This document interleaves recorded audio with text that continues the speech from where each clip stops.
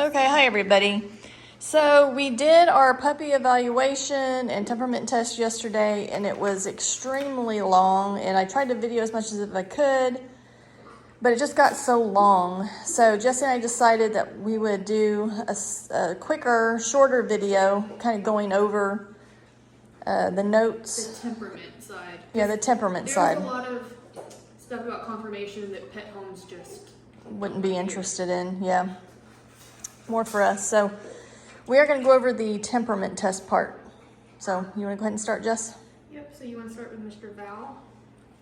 So he's first. Sure. So I'll kind of talk about, hey, let's not do that. What I've noticed, and then what she said, stop, you're crazy. Val, this is boy. I've noticed he's very, very independent. He's very quiet. He's very dominant. He'd be good probably in like a single dog household. He would even be good for someone who lives in an apartment. Because he's quiet, he's super independent, so he's not going to have any of that separation anxiety sort of thing. But then she, so how she did her temperament test was laying them on their back, and how they respond to this is kind of the important thing, and it's how they respond when a stranger is doing this. So he doesn't mind when I do this. Yeah, he's fine. He's very relaxed. He's completely fine because he knows me. But whenever she did this, he was clutching, which shows a bit of insecurity and a little bit of fear. But he relaxed eventually, which they don't always, and he's super relaxed right now. So he's just a little more on the standoffish side, a little bit more. Oh, that was rude. That was so rude. That's Vita right there. Yeah, she's a naughty girl. She's naughty. She wants attention. She just wants to say hi. So he's a little bit slow to warm up, which is pretty standard for a cardigan. They kind of want them to be like that originally, just for what they were used for. A little bit reserved. I mean, he's more like that. So that's Valentine. And then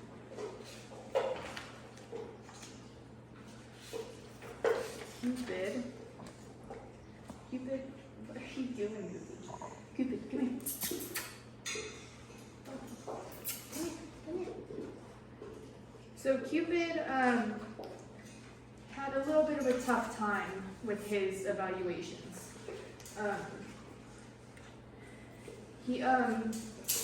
So Cupid has always been, no, stop. In my opinion, we've always known him as being kind of the lazy one. He's not as affectionate just because I thought it was out of laziness. He always just kind of looks like he's tired. He reminds me of Eeyore.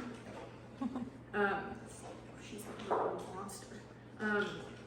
But we found out with his evaluations that it's a bit more of, he's also more on the independent side like his brother, and him and Val are actually best friends, so it kind of makes sense. He's a little bit more on the reserved side. He's a little bit more dominant, not as dominant as Val, but a little bit more dominant. And then, so his laziness kind of just comes from a independent, I do what I want sort of thing. So given that, I think he'd probably be best in just a 1 or 2 dog household where it's just him and another dog that is a similar size to him, not a big size difference, because I think if he was with a large dog, there might be some competing going on there. But with another similar sized dog, I think he'd be fine. And just a kind of a quieter household. And then with his temperament test, whenever she did this, he had a tight clutch in front, so he clutched her. He was super, super nervous. So what she said about him is that new things will bother him. He needs his own person with no kids. He just needs to be him, maybe one other dog in the household, and his people. So just a quieter household, not a whole lot of little kids or screaming or anything like that going on. He just needs a bit more stability. And he wasn't able to finish his evaluation because he was so upset by what was going on that he kind of just shut down. It really, really stressed him out. So he needs just a bit more of a quiet, laid-back household. But if he's in a comfortable environment, he's fine. He just ran off like nothing was bothering him. Once we got him off the table and he was back to something that he knew, he completely changed. I mean, he was completely fine with everything, acted like nothing was wrong. And then you're next, Bobo, my son. Yeah, see that? He's over in the corner with his tail wagging. He's happy. Little boy. Okay. So this is my boy. So Bo, just from my experience, he's super easygoing, very happy, very laid back. He's never tried to pick on any of his siblings. He's usually the one who's picked on because he just doesn't have any dominance in him. He's just like, he prances around like his dad, and they're just like these little happy little beings.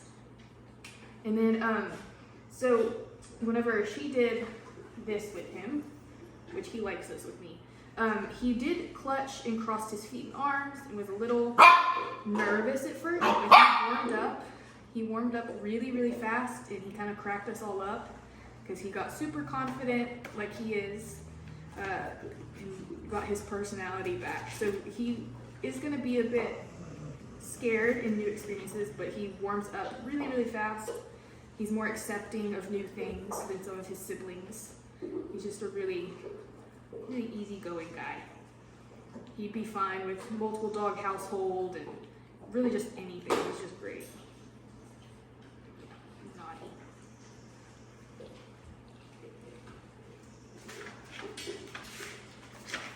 And then Casanova. Cassie. Cat. He's asleep. Can you just show him so we know who we're talking about? I'm not grabbing it. Okay. All right. This Casanova, he's asleep over here in the corner. Alright, so with Cass, so what we've noticed, he's always been kind of the handful, or one of the handful kids. He's very demanding. He really loves attention, and he's a very jealous dog. So he wants attention over his siblings, and he'll get upset if you pick up one of his siblings instead of him. I know, dog. And then, so he'll scream and shout to get his way. He's a big talker, big complainer, but he's super, super loving. He gets that from his mom's type. Now, whenever she put him on his back, he was clutching, showed a lot of submissiveness. He did a little bit of tail wagging, but he's still willing, even when scared. He's willing to eat for strangers, which shows more willingness. So, she's ridiculous. She needs love. I know, you're like the female version of Cass. I know, you're ridiculous. Oh, you're ridiculous.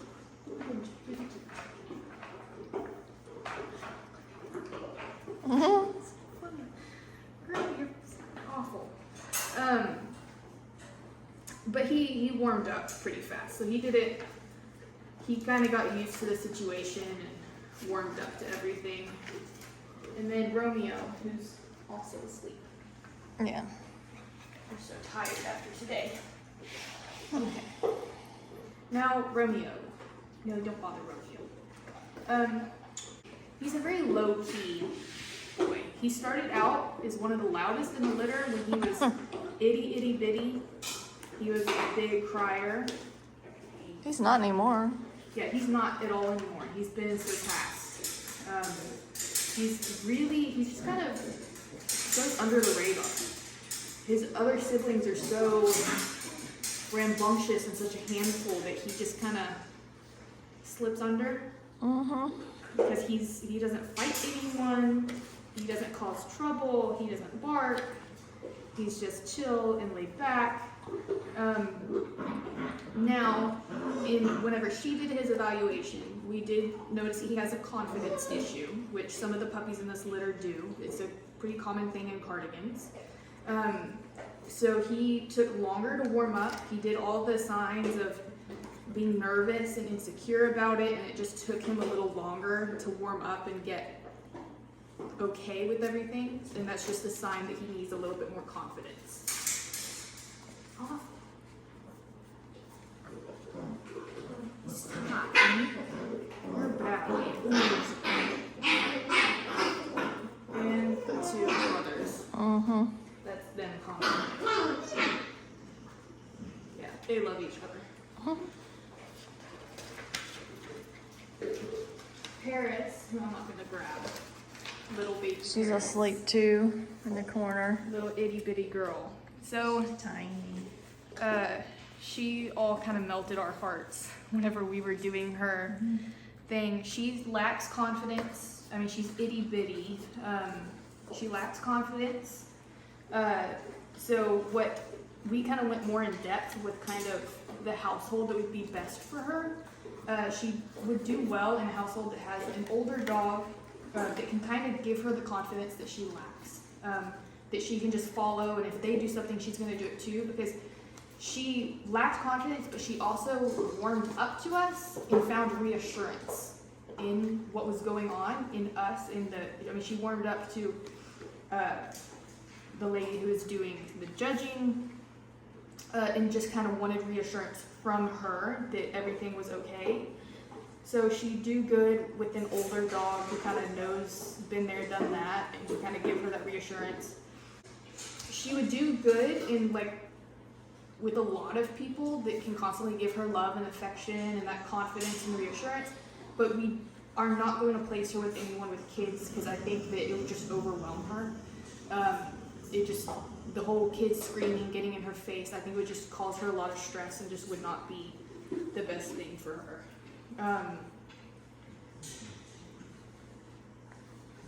But she'll take food from strangers, which is a good sign. So she's not awful or anything. She just needs a little bit extra love and attention and confidence.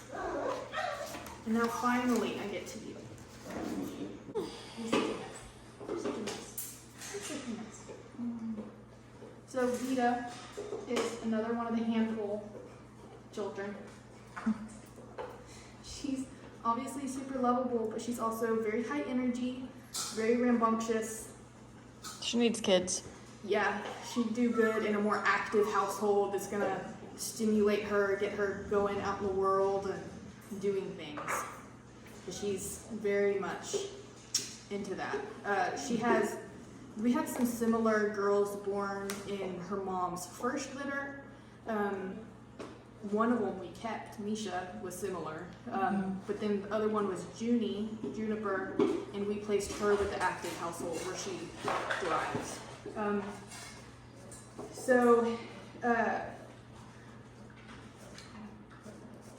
So she was also, of course, nervous whenever she placed her on her back.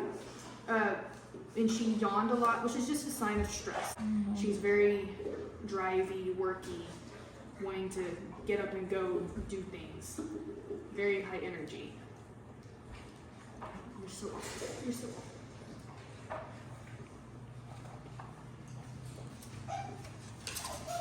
Dove, should we even do Dove? Just tell everybody we're keeping her. We're keeping Dove, who was the girl who was licking all over my face. Did she fall asleep behind you? I think so. This girl, we're keeping Dove. And she had similar things, took her a while to relax. She had some avoidance, but she came around.